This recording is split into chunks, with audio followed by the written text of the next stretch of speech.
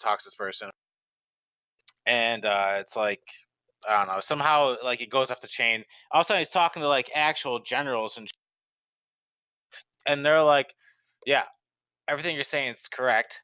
You're not crazy at all. We want to know how you figured it out because they're like, this is a security threat. Like clearly, our information's been leaked." He's like, "No, I figured it out this way." Whether or not this is true or not, right? This is all crazy.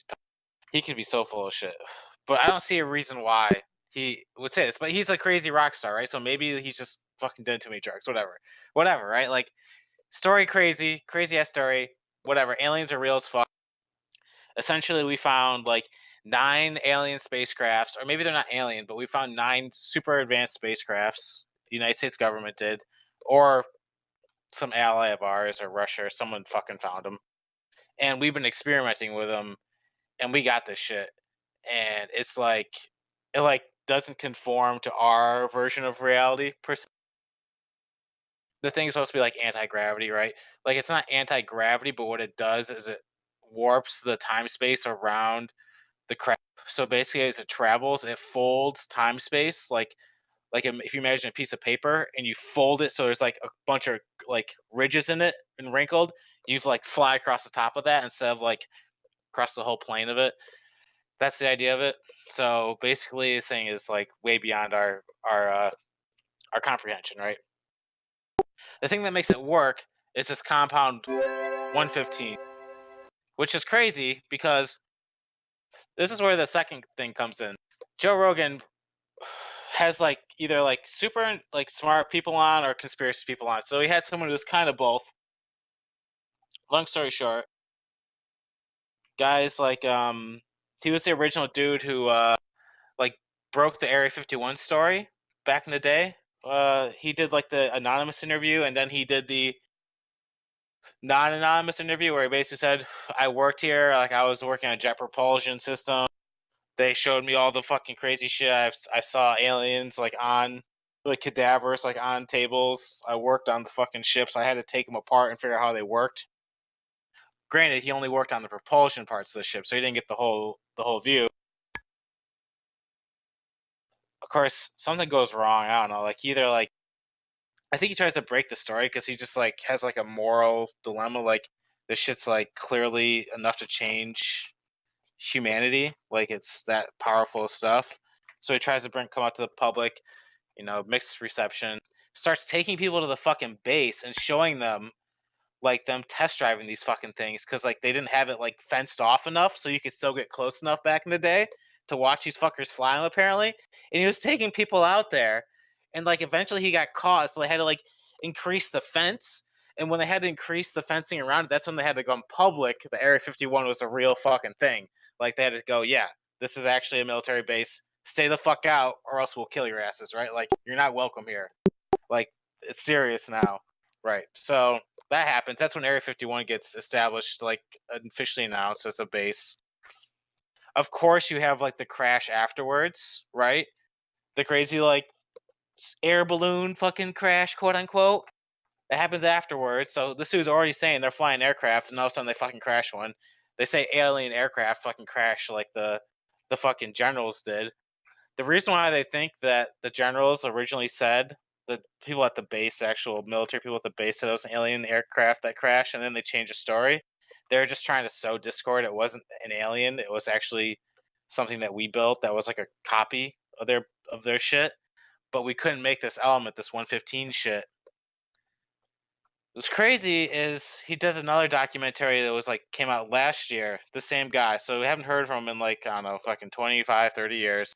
He's like this typical science dude. He's still like a scientist. He makes like this crazy metal stuff for aircrafts, like in his like home lab, and that's like how he stays employed. So he's clearly like a really smart dude.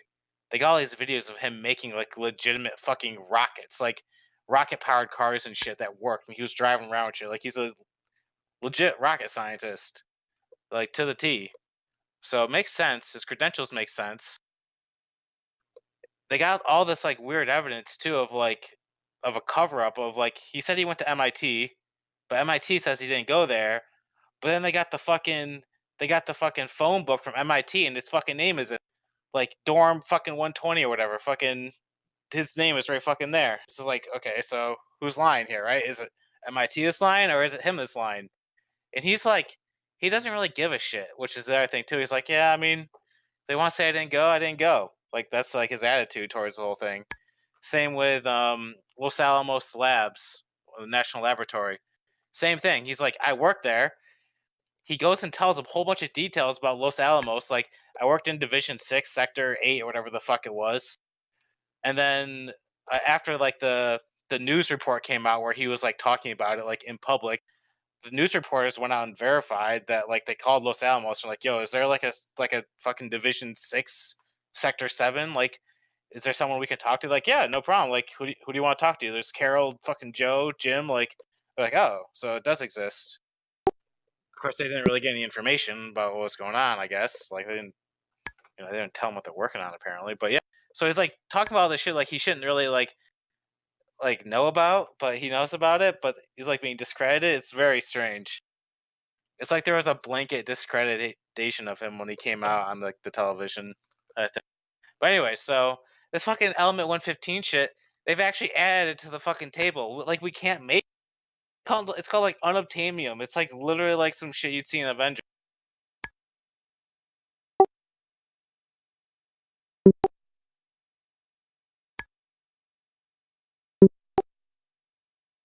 Unup Unapentium. Unampentium. It's not its like real name. It's a temporary name. Yeah.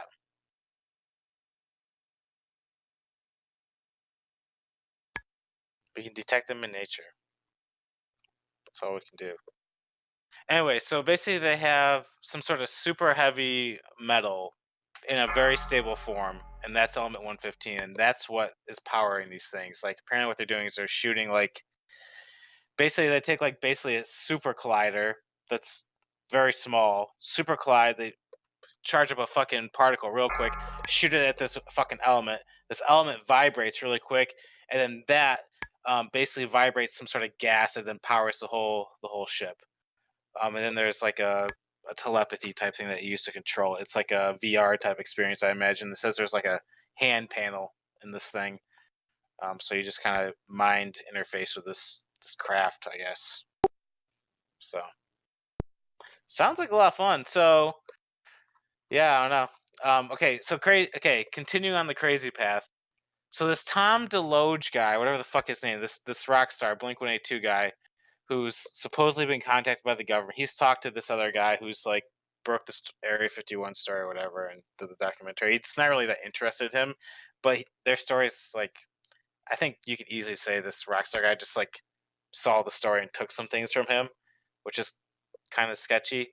So you can't really say they're like their stories match up because Tom is telling a story that's 20 years after. Like you could just read the book and go, "Oh yeah, of course, you got 115 and this and that," and like, you know, nothing new.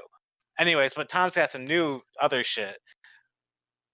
The crazy part about Tom is he said what they wanted him to do was his job was the reason why they got a hold of him was he was supposed to deliver like the message to the public. Like he was supposed to like slowly start to feed us like like this technology because apparently the reason why they don't just tell us is because it's like enough to cause maybe potentially people to like mass hysteria, mass suicide kind of shit. Like it's like something like they don't think we're ready for type of deal, which is like tantalizing in itself. So it's like I don't know if I believe it, but it could be like some good shit. But anyways, so what he did, he started this company.